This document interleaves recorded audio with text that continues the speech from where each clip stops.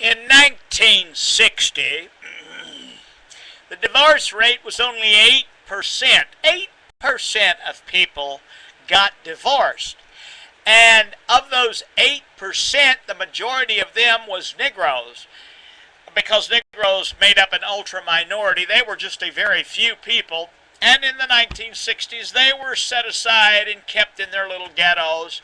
And white males ruled in this nation in the 1960s. Of course, we know old Martin Luther King Jr. came up, started threatening white people. You don't give us our preferential treatment.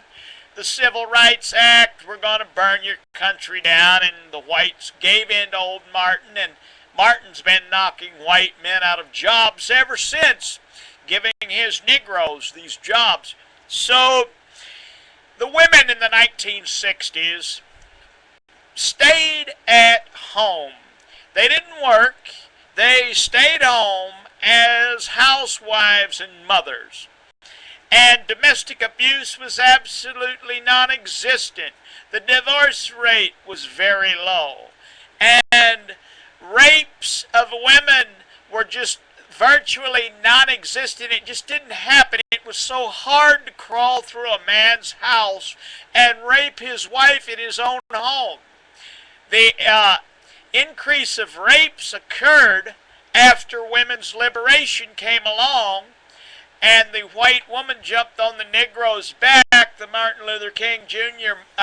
Civil rights marchers, and together the Negroes and the women, they demanded their preferential treatment. Women wanting their independence from man and not wanting to have to submit to a man, depend upon a man, and stay married to a one man as a housewife and mother.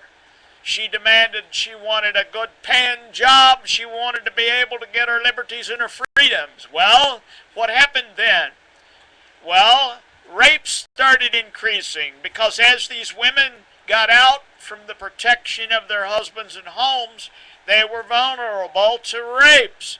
And what did they do? They started taking off all their clothes. Did you see the advertisement with the 1840s girl?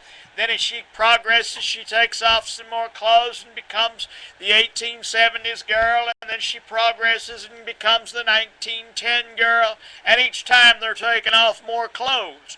What impact does that have on men? Rape, rape, rape, rape, rape. Women want their liberation. They don't want to wear any clothes. They want to run around, be available to men out in the world. And then what happens? Rape, rape, rape, rape, rape.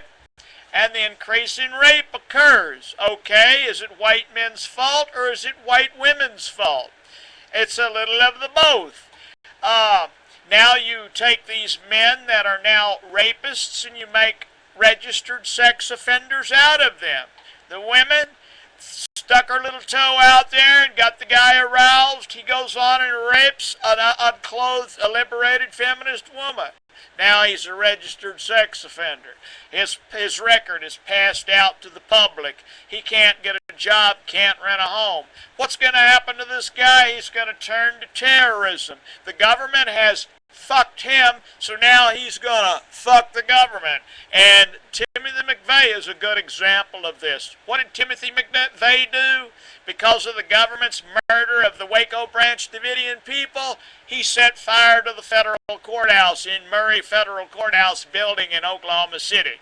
So every negative action has a dramatic effect negatively as a reaction. And women's liberation has brought about the violence against women. And it's not stopped, it's getting worse because women have no idea what it is like to depend on a man you're married to for everything. They don't know what it is like to sit around at the house, cleaning the house, depending totally on her man's success, because if he fails, she fails. And women do not understand this. All women know how to do today is liberate themselves from their marriage, get out in the world, make themselves available to all the men they can, and then they become victims of domestic violence because they still get involved with men. And when they're out there liberated, getting involved with men, it's in the nature of men to want to be concerned about a woman, to possess a woman, to control a woman. Oh, wait a minute. There's that control. Isn't that the first thing that comes out of the mouths of these liberated women? He's controlling. He's demanding. He's possessive. That's correct. It's the nature of a man. And what is the nature? What is the nature of a wicked woman? Women's liberation.